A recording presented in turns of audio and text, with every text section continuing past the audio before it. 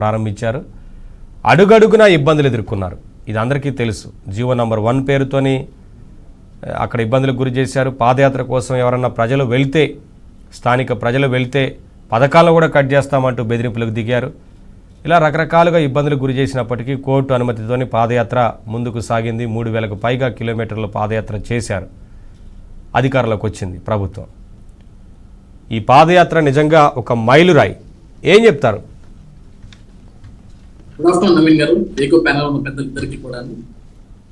నవీన్ గారు, జనవరి 27, 2023 సరిగ్గా 3 ఏళ్ళు, 3 సంవత్సరాల క్రితం ఆంధ్రప్రదేశ్ రాష్ట్ర తలరాత మార్చేదానికి పడిన మొట్టమొదటి అడుగు యువగలం పాదయాత్ర. యువగలం పేరిట ఒక యుద్ధంతో ఒక సమరశంఖాన్ని పూరించాడు యువ నాయకుడు నారా లోకేష్. అప్పటి వరకు ఆంధ్రప్రదేశ్ రాష్ట్రంలో ఉన్న ప్రజల పరిస్థితి ఏ విధంగా ఉందో అందరికీ తెలుసండి. ఇప్పుడు అందరికీ తెలుసు. కనీసం ప్రశ్నించాలంటే భయం.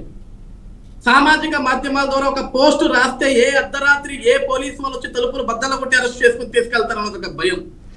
ప్రజలు మొత్తం కూడా ప్రాణాల అరచేతుల్లో పెట్టుకుని బిక్కుబిక్కుమంటూ బ్రతుకుతున్నారు ఆ సమయంలో. అలాంటి సమయంలో ఆంధ్రప్రదేశ్ రాష్ట్ర తలరాత మార్చేదానికి మనం అంటూ ఒక నిర్ణయం తీసుకొని ఒక సంకల్పం చేయాలని ఒక ఆలోచనతో ఒక లక్ష్యంతో యువగలం పాదయాత్రని మొదలు పెట్టాడు కుప్పం నుంచి నారా లోకేష్ గారు. యువగలం అని ఎప్పుడైతే మేము ప్రకటించిన మరుక్షణం నుంచే ఆ రోజు ముఖ్యమంత్రిగా ఉన్న జగన్మోహన్ రెడ్డి గారు కావచ్చు, ఆ రోజు మంత్రులుగా ఉన్న రోజా గారు కావచ్చు, అంబటి రాంబాబు గారు కావచ్చు, లేకుంటే ఇంకా మంత్రులు కొడాలి నాని కావచ్చు, పేరు నాని కావచ్చు, ఎవరన్నా కావచ్చు, వాళ్ళంతా కూడా హుటాహుటిన మీడియా ముందుకు వచ్చి ఏదో యువగలం అంట, అది యువగలం కాదు యువ గంగాలం, ఆయన పాదయాత్ర చేస్తాడంటే ఎవడొస్తాడా పాదయాత్రకి ఎగలు తోలుకోవటం తప్ప, ఆయన అసలు నడుస్తాడా, ఆయన అసలు మాట్లాడగలడా, అతనికి మాట్లాడటమే రాదని చాలా విమర్శలు చేశారు. వాళ్ళు ఎన్ని విమర్శలు చేసినప్పటికీ కూడా వాటన్నింటినీ కూడా పక్కకు నెట్టేసి నారా లోకేష్ గారు పాదయాత్ర మొదలు పెడితే మొట్టమొదటి అడుగు పడిన వెంటనే ఫస్ట్ మీడియా ముందుకు మాట్లాడింది వచ్చి ఆ రోజు మంత్రిగా పనిచేసిన రోజా గారు. వచ్చి ఈయన పాదయాత్రను ఎవరు నమ్ముతారు, ఈ పాదయాత్ర ఏం సక్సెస్ అవుతుంది, ఈ పాదయాత్రను ఎవడు పట్టించుకుంటాడు అన్నారు. కుప్పంలో భారీ బహిరంగ సభ రోజు నారా లోకేష్ గారు మాట్లాడిన ప్రతి ఒక్క మాటకి తాడేపల్లి మొత్తం ఒరికిపోయింది. తాడేపల్లి కోసాలు కదిలిపోయాయి. ఆ రోజే డిసైడ్ అయిపోయారు, మా కూటమి గెలుపుకి ఇదే మొట్టమొదటి అడుగని చెప్పేసి ఆ రోజే వైఎస్ఆర్సీపీ పార్టీ మొత్తానికి అర్థమైపోయింది. అది అర్థమైంది కాబట్టే పాదయాత్రకి పనికిరాడు అని మాట్లాడిన వ్యక్తులే, మాట్లాడటం చేత కాదు అని మాట్లాడిన వ్యక్తులే, నడవటం చేత కాదు అని మాట్లాడిన వ్యక్తులే అతను అడుగు వేస్తుంటే అతను అడుగుతోటి అడుగులు వేసే ప్రజలను ఆపాలని చూశారు, అతను గొంతును ఆపాలని చూశారు. ఏ ప్రచార రథం అయితే ఉందో ఆ ప్రచార రథాన్ని 3వ రోజే వచ్చి పోలీసులు తీసుకెళ్లిపోయారు, మీరు ప్రచార రథాలు పెట్టకూడదని చెప్పేసి. సరే ప్రచార రథం లేకపోయిందని ఒక స్టూల్ వేసుకుని నించొని మాట్లాడుతుంటే ఆ స్టూలు లేకపోయారు, ఆ చేతులు ఉన్న మైకు లేకపోయారు. ప్రశ్నించే గొంతే తన గొంతుగా మీరు మైకు లేకపోయినా స్టూలు లేకపోయినా చివరికి నా ప్రచార రథం లేకపోయినా నా గొంతు ఉంది, ఈ గొంతు వినేదానికి లక్షలాది మంది ప్రజలు సంసిద్ధంగా ఉన్నారన్న ఒక ఆలోచనతోటి ఆ రోజు నారా లోకేష్ గారు ఏదైతే డాక్టర్ బాబాసాహెబ్ అంబేద్కర్ గారి రాజ్యాంగాన్ని నమ్ముకున్నాడో, ఒక బాబాసాహెబ్ అంబేద్కర్ గారి రాజ్యాంగం రచించిన ఆ రాజ్యాంగ పుస్తకం ఒక చేతిలో, అదే విధంగా జగన్మోహన్ రెడ్డి పరిపాలనలో ఏ విధంగా అధికారాన్ని అడ్డం పెట్టుకుని అక్రమాలు చేసి అరాచకాలు చేసి హత్య రాజకీయాలు చేశారో, అవినీతి రాజకీయాలు చేశారో వాళ్ళందరికీ చర్మగీతం పడేదానికి మరొక చేతితో రెడ్ బుక్ పట్టుకున్నాడు.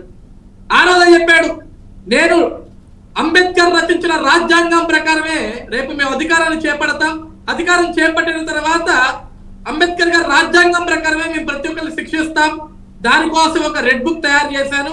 ఎవరెవరైతే అవినీతి పనులు చేశారో, ఎవరెవరైతే అక్రమ పనులు చేశారో, ఎవరెవరైతే దాడులు చేశారో, ఎవరెవరైతే అధికారాన్ని అడ్డం పెట్టుకొని సర్వనాశనం చేశారు ఈ రాష్ట్రాన్ని, ఏ ఒక్కరిని వదలమని చెప్పేసి ఆ రోజు ప్రతి ఒక్కరి పేరుని రాసుకోవడం కూడా జరిగింది.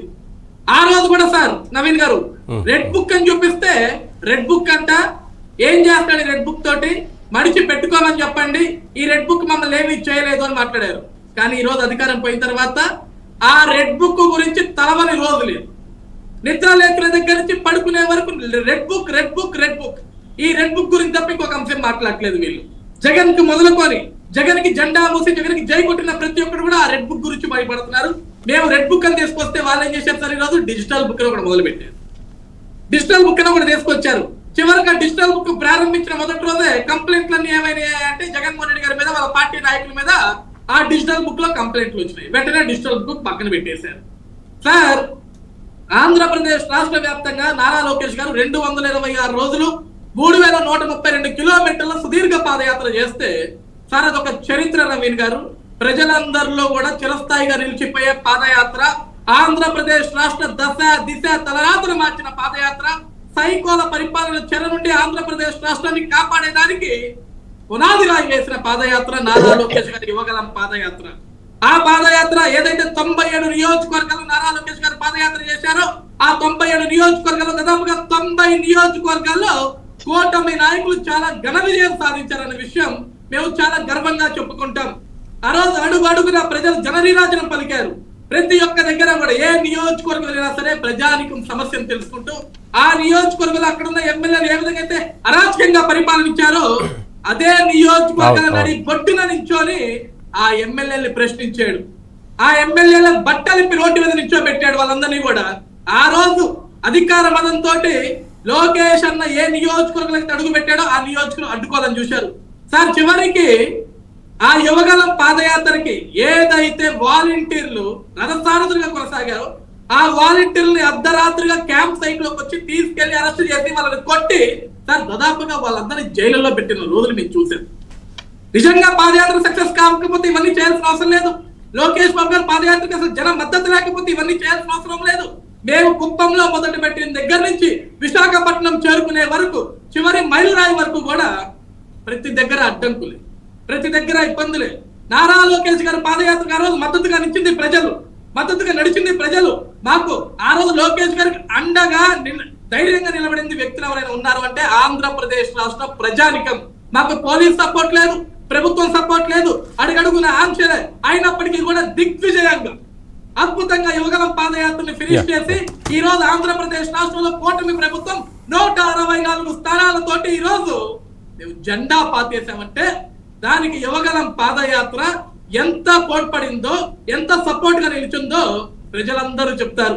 ఈ రోజు అదే యువగలం పాదయాత్రతో నారా లోకేష్ గారిలో ఒక కొత్త లోకేష్ రాష్ట్ర ప్రజానికం మొత్తం కూడా చూశారు. మనిషి మొత్తం మారిపోయాడు, మాట మారిపోయింది, హావభావాలు మారిపోయాయి, ప్రశ్నించే తీరు మారిపోయింది, ఎదుటి వాడికి ప్రశ్నలు సందర్శించే తీరు కూడా చాలా అద్భుతంగా చేశాడు. నారా లోకేష్ గారు ఏదైతే ఒక్కొక్కటి బాణాల మాదిరిగా ప్రశ్నలు విసారో ఏ ఒక్క ప్రశ్నకి సమాధానం చెప్పడం చేతగా లేదు. ఆ రోజు 151 వెర్రవిగడు జగన్మోహన్ రెడ్డి కట్ చేస్తే ఈ రోజు 11గా పడిపోయాడు. ఏ లోకేష్ చేతగాని వాడు అన్నారో ఈ రోజు లోకేష్ పేరు వింటేనే భయపడుతున్నారు. ఏ మంగళగిరి గురించి వాళ్ళు హేళన చేశారో అదే మంగళగిరి గడ్డ మీద తెలుగుదేశం పార్టీ జెండాను ఎగరవేసి భారీ మెజారిటీతో 90,000కి పైగా మెజారిటీ తోటి గతంలో ఎప్పుడూ రాని మెజారిటీ, మునుపెప్పుడూ లేని మెజారిటీని చూపించిన వ్యక్తి నారా లోకేష్ గారు. ఎందుకంటే గతంలో గెలిచిన నియోజకవర్గం కాదు నవీన్ గారు, ఓడిపోయిన నియోజకవర్గాన్ని ఎంచుకున్నాడు. ఒకసారి ఓడిపోయినప్పటికీ కూడా మళ్ళీ అక్కడే నిలబడ్డాడు, తెగబడ్డాడు. ఆ ప్రజల్లో ఒక ధైర్యాన్ని నింపాడు, ప్రజలకు ఒక నమ్మకాన్ని నింపాడు. నారా లోకేష్ అని ఒక వ్యక్తి మంగళగిరిలో గెలిస్తే ఆ మంగళగిరి రూపురేఖలు మారుస్తాను ఏదైతే మాట ఇచ్చాడో ఇచ్చిన ప్రతి ఒక్క హామీని నిలబెట్టుకున్నాడు. యువగలం పాదయాత్రతోటి ప్రతి దగ్గర ఏదైనా అజయ్ గారు ఆ రోజున స్వచ్ఛందంగా ప్రజలు తరలి వచ్చారు. ఎంత అడ్డుకునే ప్రయత్నం చేసినా వైసీపీ పథకాలు కట్ చేస్తామని కూడా చెప్పారు. లోకల్గా ఉన్న